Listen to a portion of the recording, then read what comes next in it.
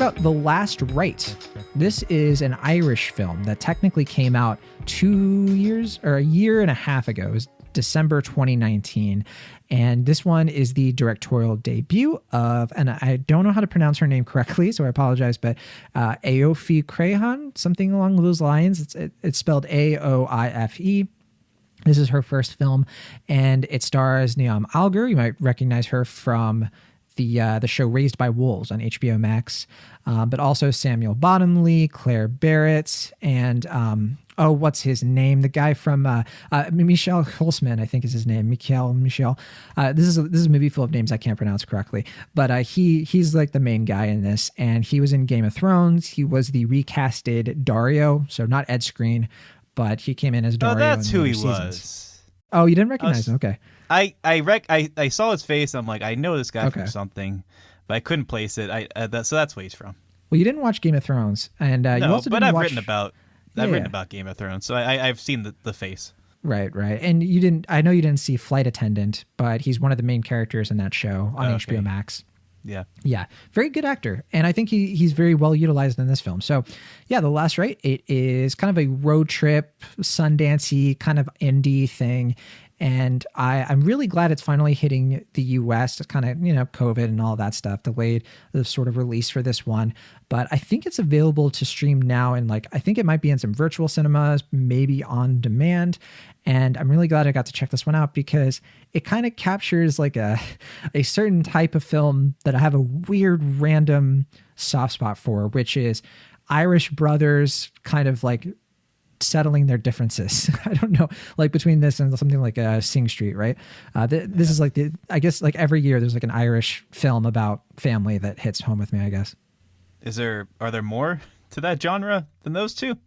I don't know. I mean, I was thinking not just like Irish Brothers, but there's also Wild Rose, which also kind of gets into stuff like this about like family and, a little bit broader in that sense, but regardless. Will, why don't you walk us through the plot? What is The Last Rite all about? Sure. So we primarily follow a lawyer based in New York who gets a call saying that his mother passed away and that they need him back home for the funeral service. And during his plane ride home, he strikes an odd correspondence with was it a priest or was it a pastor? I can't remember. I don't remember if they say he was like a father of the cloth or anything. Yeah, I was gonna say he's a father of the cloth, but I forget which denomination. But he's played by Jim Norton. I did not catch that he was like a religious person, but okay. Or maybe he wasn't. Maybe I'm conflating him with Brian Cox's character. But in any case, he, they share a similar name. They share a few words with one another. Primarily, the other men as opposed to our lead. And during his flight, he decides to make him his next of kin. And that turns to be a fairly eventful choice because when the plane lands, he passed away. So in addition to having to deal with his own mother's passing, he is also involved in this weird correspondence with this man who's a near stranger to him because he decided to make him his next of kin. But in any case, he returns home and he reconnects with his brother, who is, I think that's Samuel Bottomley, right? The actor. Yeah, his brother Louis, who is like still a teenager, high school. Yeah, and he's autistic, and he hasn't really kept in touch with him too much over the years, which becomes a point of contention. But throughout this interaction on the plane, he feels that he has to be like I guess because of another interaction that I won't spoil, he feels the need to give this man his last rite, as the title would suggest. But in doing so, a lot of shenanigans ensue and a lot of wacky mishaps happen, and that becomes the plot of the film. Yeah, it's like it's an indie dramedy. It really plays up like very comedic, absurdist moments in this, but it's pretty grounded at the same time. It's got a folksy soundtrack. It's got these sort of road trip dynamic where, they even say out loud, like, so one of the main things in this is that Louis, I forget if it's Louis or Louis, but he wants to trust his older brother. He sees his older brother as a terrible person, but he feels like since they are family, he's sort of tied to them. So he kind of proposes to him as like, we need to spend hours together in a car because that's how people, clearly he's sort of like taking some like cultural references from that. And along the way, they have this one named Mary, who's played by Niamh Algar, who she has her own reasons for kind of participating, but then the movie kind of strikes up like a little bit of a romance between her and Daniel. And I think, the word for this film is just lovely. There's nothing about it that is groundbreaking. There's nothing about it that I think is going to make people think very deeply at all. It's kind of like the film version of a very wacky local news puff piece that is very interesting to read. And you're kind of like, oh, wow, that's kind of nice. Like, that's kind of what this movie is, I think. And I think I really was in the mood for something like that. And it was definitely not something I think it's not very complex, although it deals with some complex family dynamics. But it's sweet, and it's a very humble movie. And I think what kind of elevates it a little bit above that is it's pretty funny. So I'm a fan of The Last Ride. I think that it's definitely worth people's time. What about you? Yeah, overall, I thought it was all right. I wasn't quite as positive on it, but I can definitely see the merits of the film. I think primarily it comes from the performances and the character work, as you mentioned. I think they do a good job of, making these characters feel pretty authentic, kind of finding their center of gravity and, making us get engaged with a fairly kind of wacky premise, which I think there's a decent bit of contrivances, to say the least, about the plotting of the film. But I think if you're able to overlook some of that, there is some grounded dramatic sincerity to the film, in addition to some lighthearted comedic moments that, makes it a fairly agreeable film for the most part. The thing that I wasn't 100% sure about when it started was how it was going to portray the autistic brother, because, I take an interest in how characters with autism are portrayed in films. We didn't cover music, but that's definitely been a conversation that's been had of late. And at first I was a little worried because it kind of relied a lot on the kind of more traditional types of autism in film, which I was a little worried it was going to be that throughout. But I do think that the filmmakers are good about avoiding that as the film goes along, kind of finding more chances for the character to speak for himself. And even at one point he mentions that, like, every person with autism is different. And I think they find the humanity of his character a little bit more as the film goes along. He has individuality. He has he has an independence. He's not super reliant on everyone around him just to function.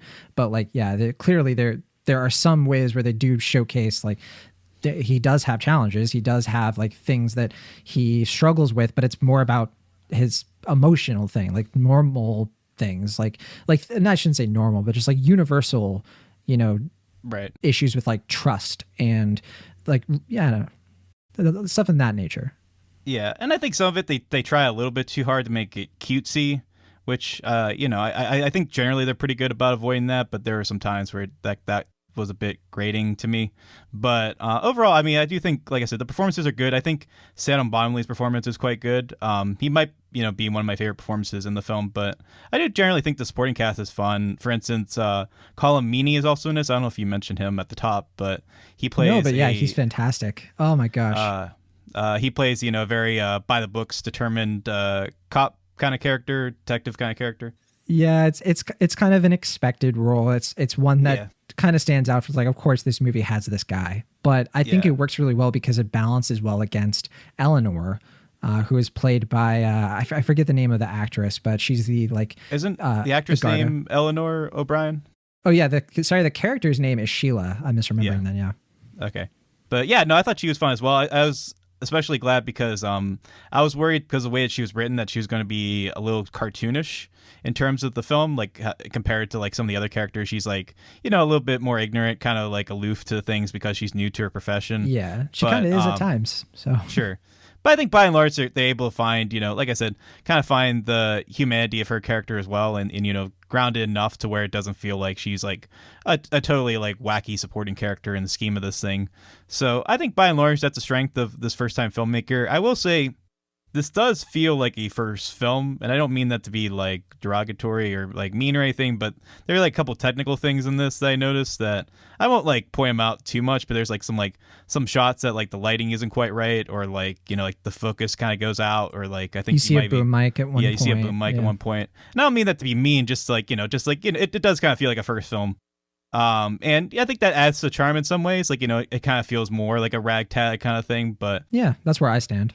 Yeah, I mean, at the same time, it is worth pointing out, I guess. But I do think what makes it work, like I said, are the performances and the cast and the characters here. They feel enriched and sincere enough that even when the plot feels a little predictable and some of the tech mishaps are apparent, there's enough realism, enough honesty with those characters and these performers that makes this, I think, work more than not. Sure. I think these are well-written, well-realized characters for the most part. And I guess this movie really sums up the idea of a crowd pleaser, but in a way that I think is good. So I was looking at Rotten Tomatoes, and there aren't a lot of critic reviews, but it's pretty middling, 56%. So more positive than negative, but even the positive reviews are very mixed. A lot of 3 out of 5s and things like that. Like, nobody's raving about this movie, except for me. But the audience score, by comparison, is 100%. And I think that's because people are going to watch this and get sucked into it. I think it's not going to challenge them, I think, in a lot of ways, but I do think that it avoids a lot of the tropey things I usually don't like about movies in this style and vein. Not the Irish Brothers thing, because that obviously hits me, but those sort of like downbeat indie movies, your Summerland, your what was that other one? Sometimes, Always, Never. Like, I like those movies, but sometimes they can feel a little bit like trying to like go for indie as an aesthetic instead of like a mood, like a real like functioning mood that makes sense. Yeah. Well, we kind of talked about that when we were comparing Sophie Jones to like other indie films. Like there is that need to like kind of like create or recreate an indie aesthetic, and it doesn't always work out. It feels insincere at times, but I don't think that's the case here. This kind of reminds me of Untouchables a little bit. The French version of The Upside, which was the American remake. Intouchables? Yeah, Intouchables. Yeah. Where it's just, look, it's not going to blow your mind, but it's not boring. It's not a boring indie film. I think a lot of people can sometimes watch indie and like just not have the sort of like basis for, I don't want to sit here and like experience this like really detailed, complex character study. I just want fun, engaging characters, humor once in a while, drama once in a while, that kind of thing. And that's what this kind of delivers on. I did want to say with the autistic performance, a thing that stood out to me was that they don't do the thing that bugs me the most with autistic characters, where he's not some sort of like superhuman. They don't feel like they have to give him like superpowers to make up for, quote unquote, any sort of like, oh, it's okay that like all this stuff is wrong with them, we're implying, because, oh, he's super like smart and all this stuff, and I'm treating it like some kind of like trade-off, and that's how autism works, which always drives me crazy, but that's not what this is at all. And I will say, I have no fault with the performance. I think Samuel Bottomley does a very good job, just to be clear. Yeah, I definitely agree with that. I think where this movie stumbles a bit more with the character stuff is Daniel. I think they really hit it over the head that he has to be an awful person, or that like they have to be like, well, he's been nice for too long. Now we have to make him do something really upsetting. And it just feels like to keep the script engaging, they sort of had to like do a 2 steps forward, 1 step back kind of approach with this character that doesn't always ring true.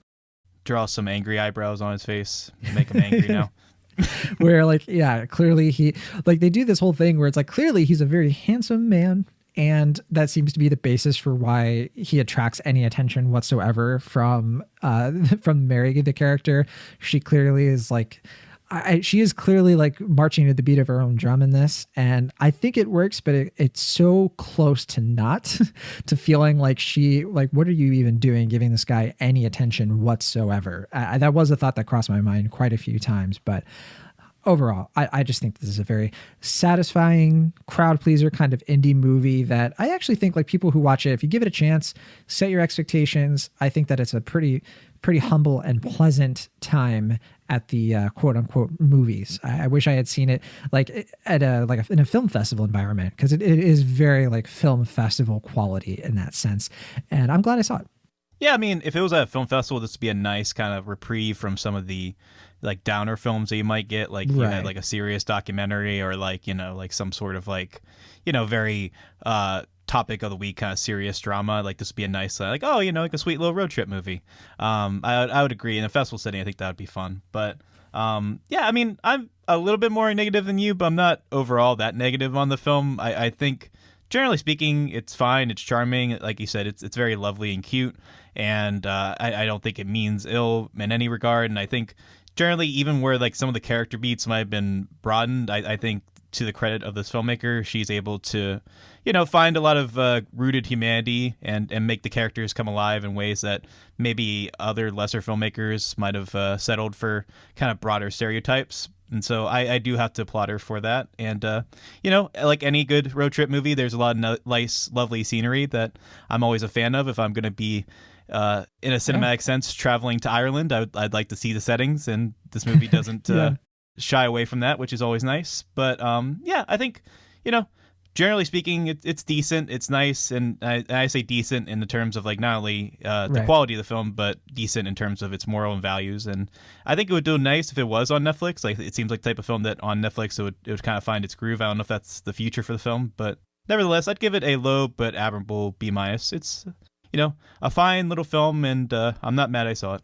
Yeah, I think it's very good natured, and I think that it is the kind of movie, I hope that it gives a pretty fair and well-encompassing look at Ireland for people who live outside of it. I'm curious what people who actually like live in Ireland might think of it in that respect and how their country is portrayed. But I can definitely say for me, I definitely found it engaging in its transport. And I think this is a very good, competent script, particularly like how it just always feels like the story is moving, not to be like road trip about it, but it just always feels like something else is happening. It's not repetitive. It doesn't really drag or anything. There's like always a new development. There's always some sort of like interesting scenario that befalls the characters. There's a nice subplot toward the end about the community rallying behind these people and kind of adding in all these hijinks that they're fun. And I think that, it's a movie that it gets by because it doesn't make any huge errors for sure.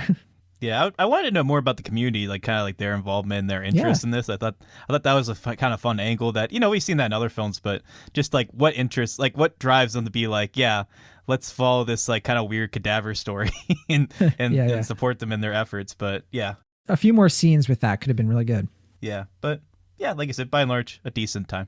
Yeah, so I'm a high B. I really liked it, and I hope people, if you check it out, I hope you like it as much as I do. But I don't think a lot of people. I think it's, I guess, possible to really hate this movie. I feel like no one's gonna hate it. I feel like people are just gonna be like, it's kind of boring, not for me, kind of a waste of my time. Just no strong feelings about it one way or the other. Will, is that how it goes? Is that the line? Yeah. I mean, I guess if I have a catchphrase, that would be it. Yeah. An Ashton action catchphrase. Put it on a t-shirt. Sell it on the merch section of cinemaholics.com. All right, so that is The Last Rite. It's only an hour and 46 minutes long. I believe it's available to stream on demand right now, though I don't have the exact on that. So hopefully that is the case. But yeah, if you're able to check it out, I hope you give it a shot.